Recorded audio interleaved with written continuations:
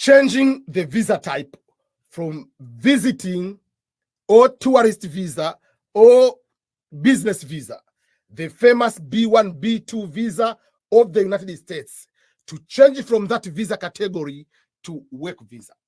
Is it allowed? Is it possible?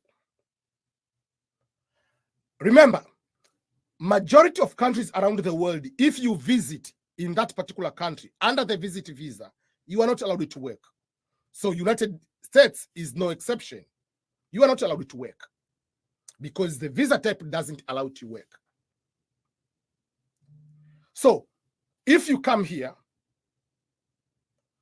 at the port of entry, at the first airport of the United States, we call port of entry, they will put into the system how long you are planning to stay here. Let's say you are given the 5 years visa, 1 year visa, 2 years visa to visit the United States. It doesn't mean that you have been given the 5 years to stay in the United States. You are given the visa multiple entry to come and go within 5 years without going to the embassy to ask for another visa.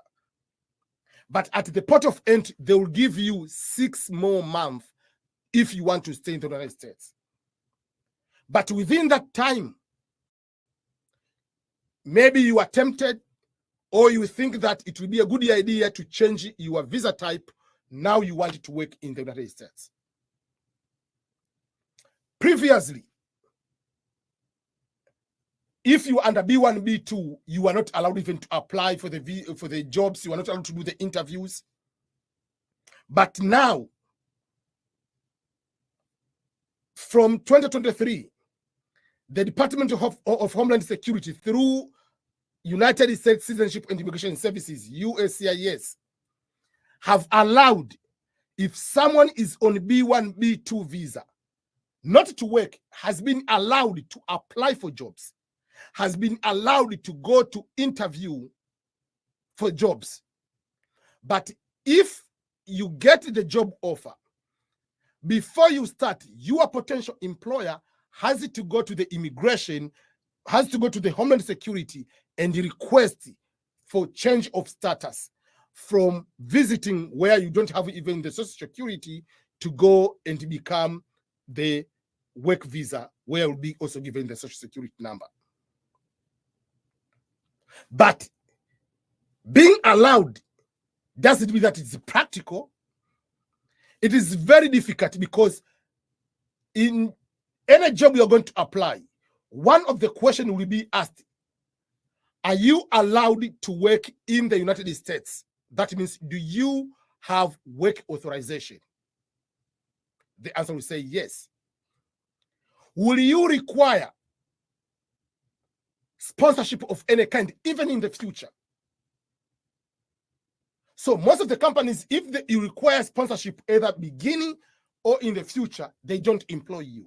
Most of the companies do that. So there are few companies which will be okay to interview for you, to do the to give you a job offer, and that company to go to request the change of status. It's not that easy, because the companies, most of the jobs you are going to find, there will be the normal jobs, not like engineer, not expert, like as an expert. It will be the most of the normal jobs, which as employer, as a capitalist, why should I wait for 1 more month, 2 more months for you to process to come to work on my warehouse? Why should I pay extra money to the immigration, to the Homeland Security, just to get extra documentation, while there are some other people have green card who are, or some are citizens who are already here? So for the companies in their standards, they don't want to go extra mile to waste their money, to waste their time, to waste other resources just for you. So for that case, there will be few companies which will be to do that. So if your intention is to find a job, don't wait until last 2 weeks to get a company. You have to apply as many jobs as possible. You have to do a deep research of most of the companies, which possibly they sponsor companies, they sponsor people with their work visas. So you apply hundreds of jobs, and out of those, maybe 1 or 2, they will say, okay, no problem, we'll be able, with your experience, with what we need, we think you are able to do our job, and we will give you the documentations and will help you to process the work visa. That means it will help you to change from visitor to work visa. So for that particular case, while you are doing all those kind of things, you are supposed to continue to be on status. Not the status, you are already out of those 6 months.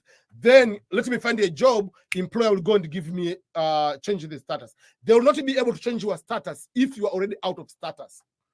So that's why I usually tell people the number one thing after arriving in the United States, if you are on you are here under what we call the non-immigrant visa, the visa which is requiring you after a certain period of time to return to your home country.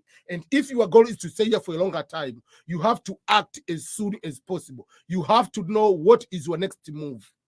Without knowing what your next move, you'll be in so much trouble in the future, because you'll be going to struggle at the end. And that's how many people under the visiting visa are going to be out of status. That is a very, very important thing to pay attention. So is it allowed? Yes, it is allowed. Is it easy to change your status from B1, B2 to work visa? No, it's not easy.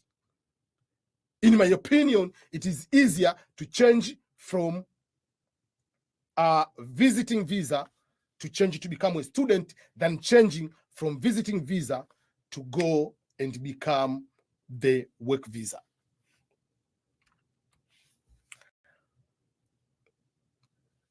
Changing the status from B1, B2 to student visa. There are two types of student visa here we are talking about. Number one is F visa, number two is M visa. So how do you change your status? You come to the United States through visiting, through conference, through business, B1 or B2 visa. Two questions. Is it allowed to change the visa type, B1, B2 to F or M, without getting outside the United States? And number two, if yes, what is the process? Let me start with question number one. Yes, you are allowed to change the visa type, B1, B2, to become a student, whether it's a student of B1, F1 or M1. You are allowed.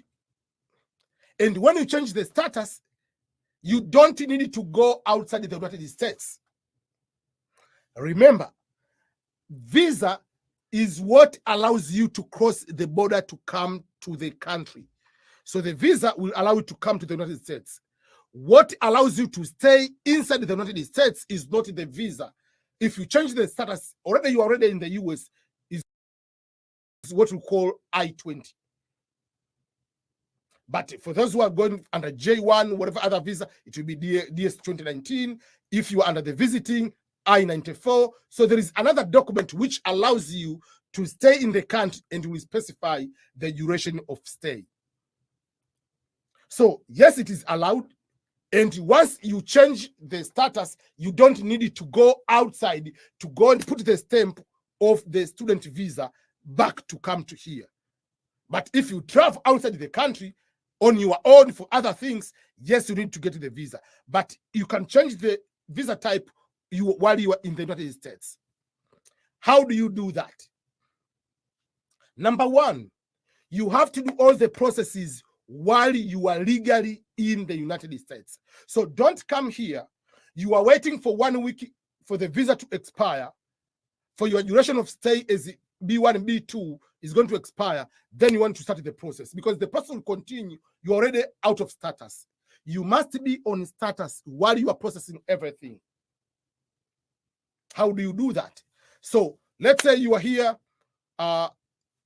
you have given 6 months. So within the time you are waiting, you can apply for school while you are already in status. So if I said there is F1 and M1, F1 visa is a student, international student visa or status, which when you go to school, you are studying to get a degree, associate degree, bachelor's degree, master's degree, doctorate, postdoc.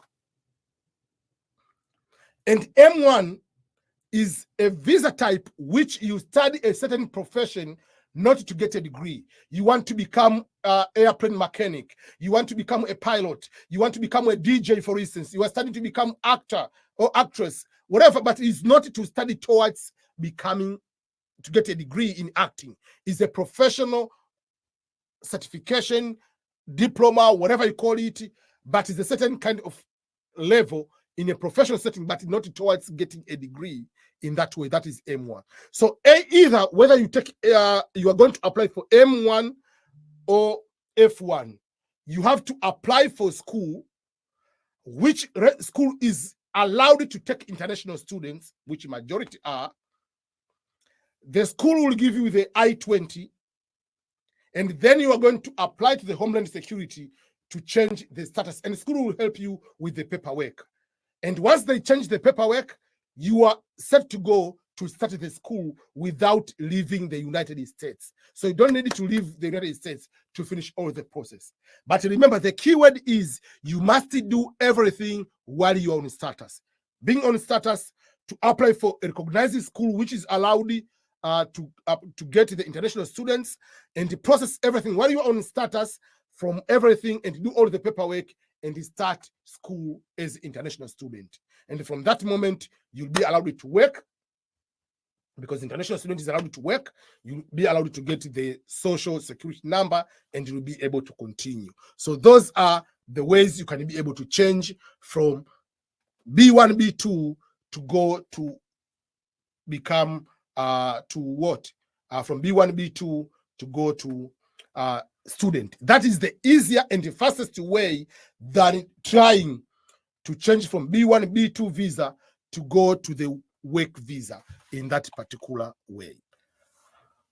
Are you allowed to get married if you come to the United States under what we call B1, B2 visa? And if so, what will be the process after getting married? Usually, when you apply for the visa as a visitor, that visa is not intending for you to come and get married. If you are supposed to come and get married, you already have someone you plan to get married to here in the United States, you'll be required to apply what we call the fiancé visa, K1 visa. But if you come for a visit, and let's say you decide to get married, remember, you are not supposed to get married like you arrive today and tomorrow you get married. That is called a misrepresentation at the embassy. Even here, yes, you are not going to be denied, but there will be so much scrutinization of, did you really come here for the purpose of getting married? That is different if you come here and after a short time, maybe you get married, that they say, okay, you change the mind after 90 days, whatever. That's why when you come here and a visitor visa, regardless of your duration of the visa, let's say it says you are given 1 year visa, 5 years visa, 10 years visa to come to the US, doesn't mean that you come here to stay for 10 years. At the airport, there is a form called I-94. That form, they will give you 6 months for you to stay in America. So if you come here, and let's say you had a friend, and then you fall in love and you decide to get married, technically it is better to wait until 90 days. It will be much better. It looks like after 90 days, you change the mind, maybe you fall in love, whatever. Then you just arrive here today, and next week you decide to get married. So that is number one. So there is a difference between getting married to a US citizen and getting married to a green card holder. If you are already in the US and getting married to a green card holder doesn't help you in any way to change quicker status, you can apply to become a permanent resident, but while you are waiting, you don't get any privilege. So it is either you, while you are waiting, you come as a visitor, you decided to go to become a student while you are waiting for 1-2 years process until it happens.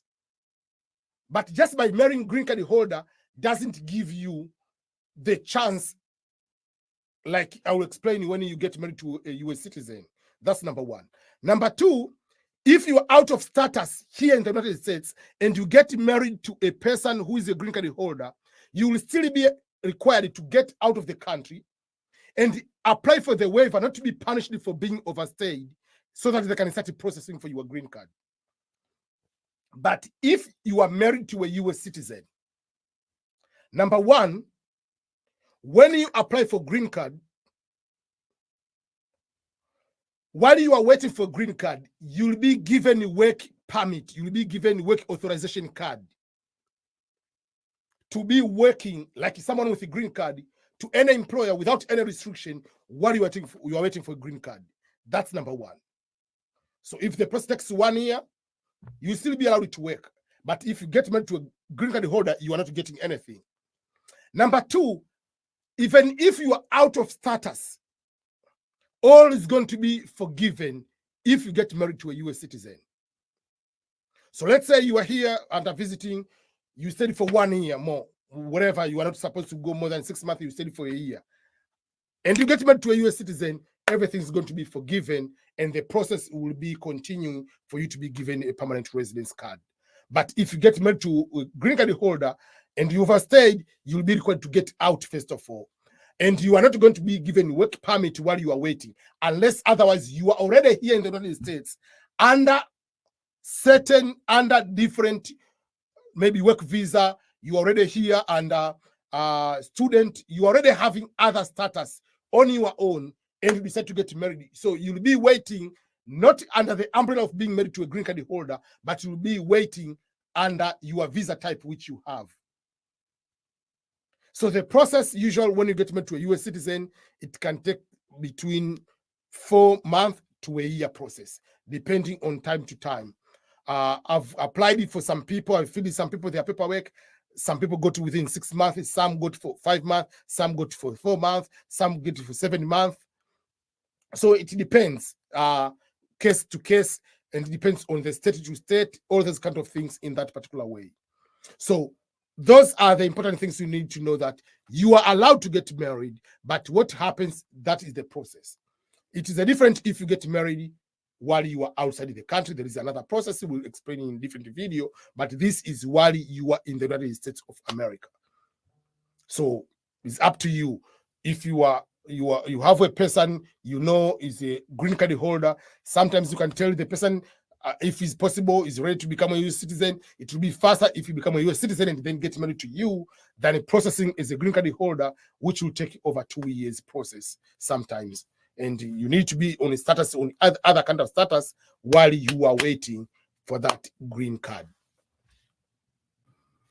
Millions of people, when apply for the visa each year to come to the United States, apply through the visa type of B1, B2, which is famously known as tourist, visiting, pleasure, business, conference, going for medical. Is the same type of visa, B1 and B2 visa. So people who are going to visit someone under B1, B2, there is the concept of having the invitation letter. So what is the invitation letter? And what are the important things to be included in the invitation letter? And who needs to write that invitation letter? What documents are supposed to be attached along the invitation letter? I'm talking to the United States. Some countries have different requirements when someone is writing the invitation letter.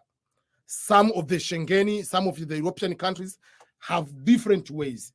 Some they require even a person who is inviting you to go and do the police clearance or to pay insurance, whatever. Some of the European countries have different. But this is a process in America, is a base. You can add or remove whatever depending on the country to country.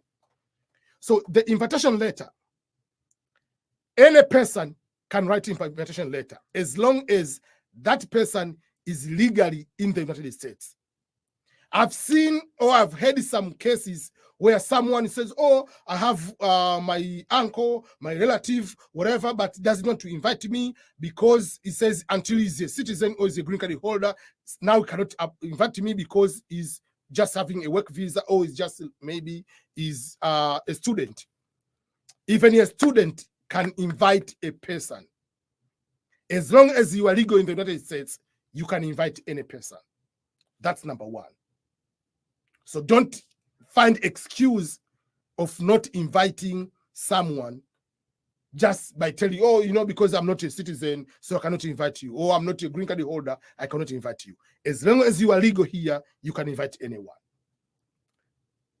But this should be very, very important.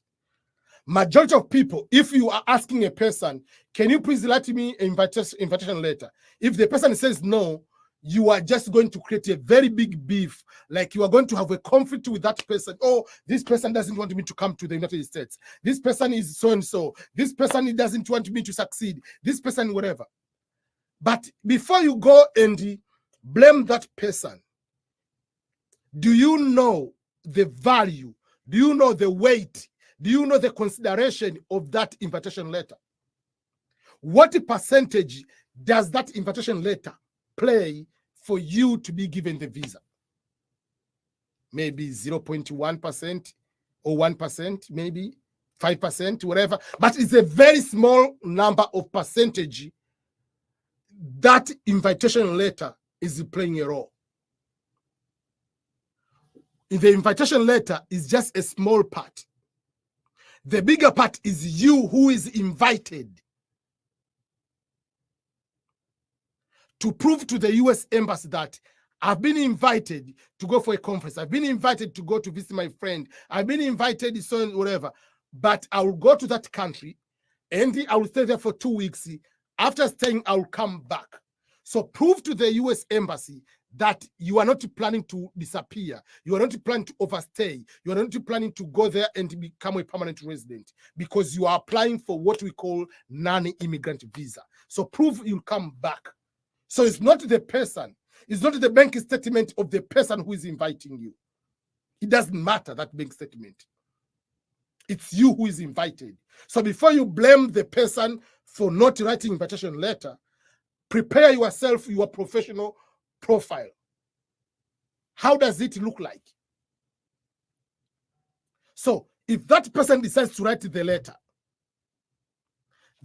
will have the following things. Number one, the person, Ernest Boniface Makulilo, you have to show your immigration status.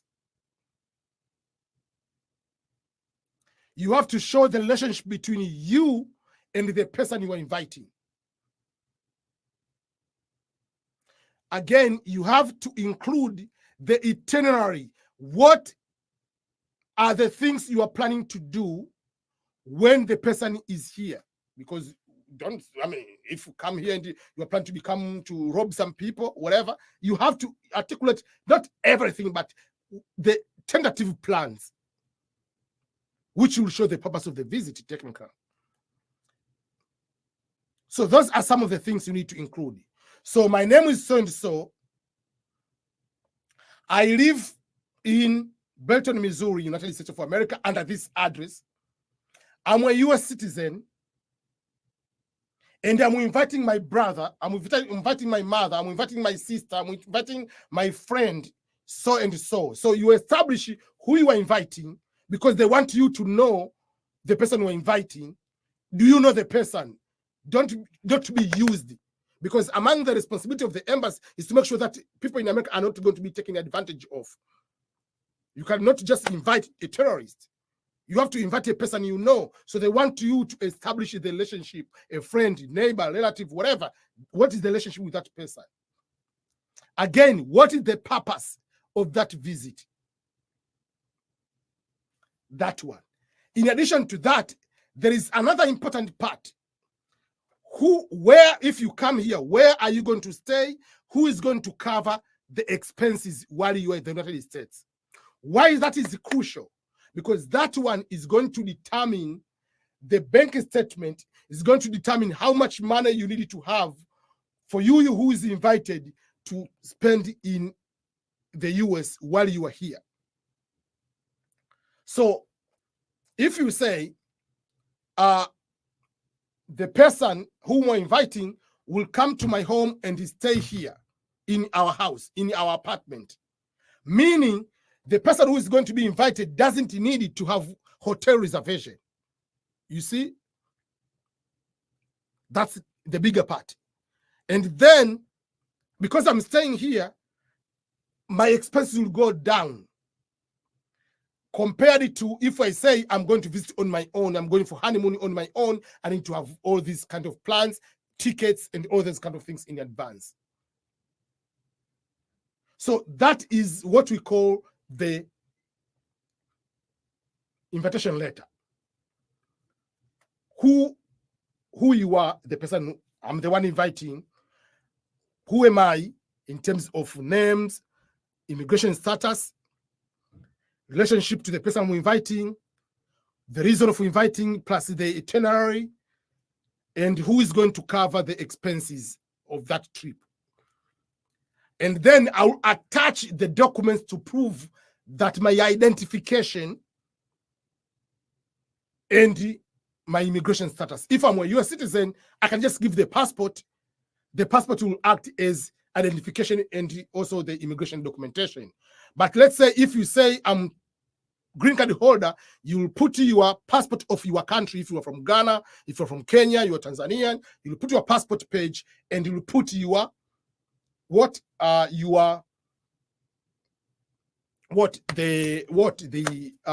card. If you're an international student, you are inviting someone, your relative, for graduation, you have to include the schedule for graduation. You have to prove the documents. You can get the letter from the dean or the admission of whatever that the graduation is so and so and you are going to graduate. So the letter can be also from the university.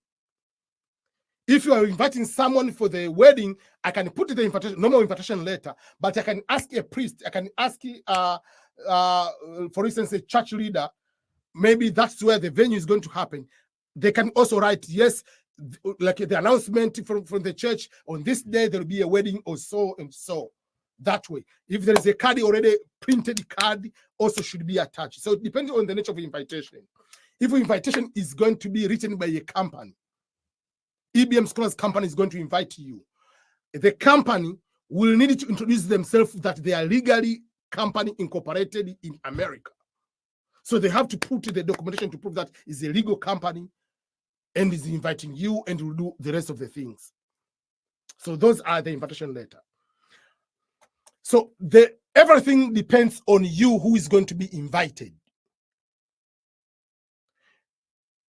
That means you have to prove that you are not planning to stay here. So if you get denied, it's not about the invitation letter. Because another question I can ask, are you able to visit US without the invitation letter? The answer is yes. Are you allowed to apply for the visiting visa to the United States without having the invitation letter? Are you allowed to attend the interview without being invited by a company, by a church, by whatever, by individual, without invitation letter? The answer is yes. As I've been saying, the purpose of the invitation letter is very small. The weight, the consideration of the invitation letter is very small. It's just to say, I know someone in the US, I will stay in that particular apartment. I will stay in their house. So for that case, I don't need to show the hotel, whatever itinerary in advance of that particular person will take care of those things. So that is the only difference. But on your own, you can apply for a visiting visa without even needing to show the invitation letter. What you need to do is, for instance, you get married. You want to come for honeymoon in America. You don't need an invitation letter to come for honeymoon. Do you think someone like, for instance, let's give the example, Burna Boy if he wants to get to fly to US, does he need to have an invitation letter? No, because Balaboy can prove he's not planning to stay in America. The purpose or the biggest thing is to prove that I'm not planning to overstay in America. That's not my intention. So whether you have invitation, whether you don't have invitation, is to prove that I have assets, I have important things here in my country where I don't need to stay in America. That's what they need. They don't care whether you have invitation or you don't have invitation. So let's say you say, I want to go for vacation for Christmas in the US. What you need to do, number one, you need to have hotel reservation. How many days you're going to stay? You say, I'm going to stay for 10 days in San Diego, California. Prove that we are going to stay in San Diego. You have to book with a hotel. The same way, like if you say, I've been invited by EBM and I'm going to stay to his house, you don't need to prove the hotel. The same way now you don't have a person, you need to have the hotel reservation. So you'll book with a hotel. That's number one. Number two, you create itinerary. You create a schedule that in these 10 days I'll be in the US. I'm planning to go to the SeaWorld on this day, and this day maybe you have a ticket, whatever. Or I'm planning to go to the Disneyland. Disneyland is in California. Disney World is in Florida. So I'm planning to go to the Disneyland, which is in Southern California, and I'm planning to go maybe to Legoland. I'll take my child to Legoland if you're going with your child, and then I'm going to watch the game for Clippers and Lakers game, and you need to have a ticket for that. And if possible, I'll take a road trip from maybe California, maybe San Diego to San Francisco over the coast of Pacific. So you need to have some itinerary, what you plan to do in those 10 days. Certain things which requires for you to have ticket, you need to have. I'm going to watch Kansas City Chiefs, is he playing whatever, or I'm going to Taylor Swift concert, I'm going to 50 Cent concert, shows the ticket. I'm going to the NBA finals, shows the ticket. So you need to have all those proof in that particular way. And then in addition to that, you need now to show now why you'll be coming to your home country. You will not be tempted to stay in the US. Oh, I have a job. You have the letter of the employer.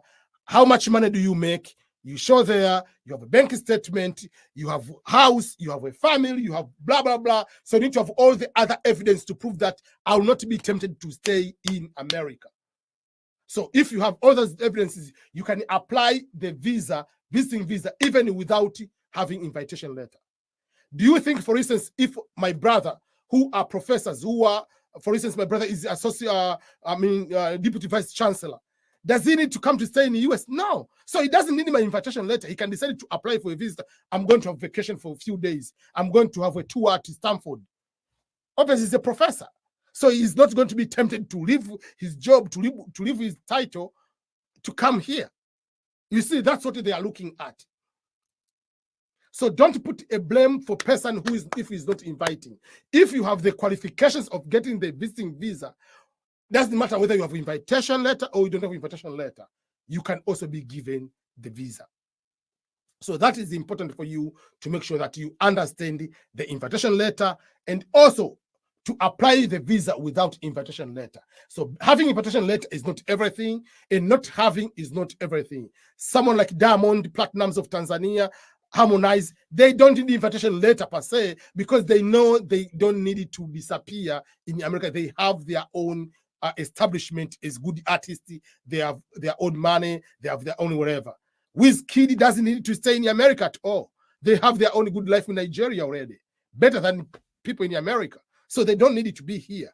So if you can show that, that's why I usually tell people, make sure that you go to develop your professional resume, your professional profile, to the extent that it is going to be trusted, to be a trustworthy person, that you are not intending to go and stay in another country and try to disappear there. So that is the key when you want to apply.